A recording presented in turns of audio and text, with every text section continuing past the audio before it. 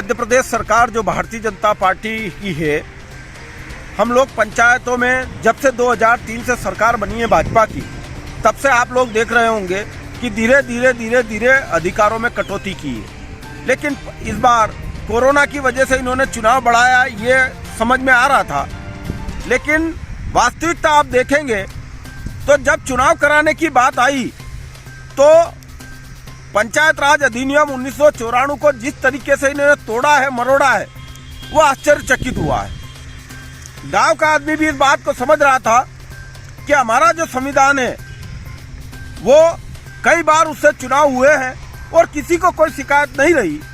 फिर भारतीय जनता पार्टी की सरकार को ये अध्यादेश लाने की क्या आवश्यकता पड़ी? और अध्यादेश आप देख रहे होंगे, अध्यादेश लाए, वापिस अध्यादेश को जमा करा दिया, फिर एक अध्यादेश आ जाता है। पंचायत राज के साथ एक खिलवाड़ है। गांव का वो पंच का चुनाव लड़ने वाला व्यक्ति भी इस बात को भली भांति समझ गया।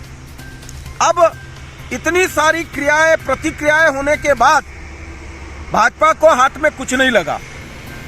इनका असली चेहरा सामने आ गया कि चुनाव कराना नहीं चाहते थे।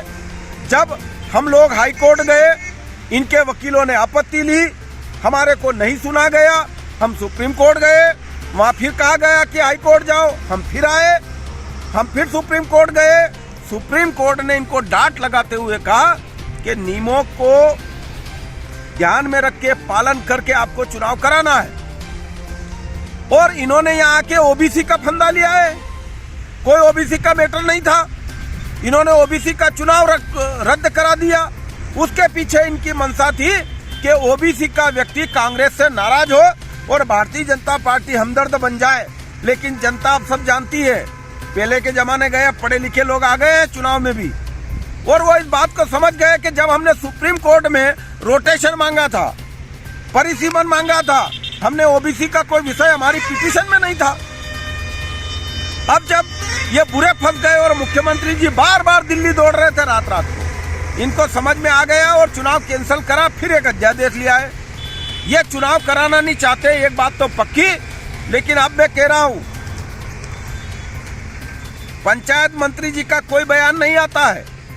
मुझे तो आश्चर्य होता है इस सरकार पे कि पंचायत ग्रामीण विकास मंत्री है, वो बयान नहीं देते, नगरीय विकास मंत्री बयान देते हैं।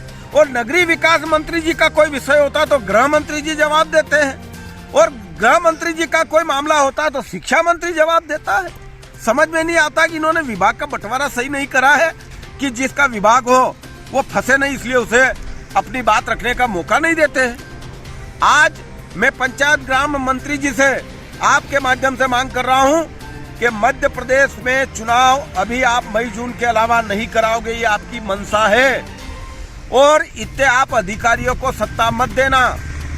उसका कारण साफ सुथरा है कि आप लोग, आपके विधायकगण चाहते हैं कि पंचायतों में जो पैसा है निर्माण विकास का, वो आप कब्जे करना चाहते हो। इसलिए सरपंचों को आप, जिला और जनपद को आप चार्ज देना नहीं चाहते हो।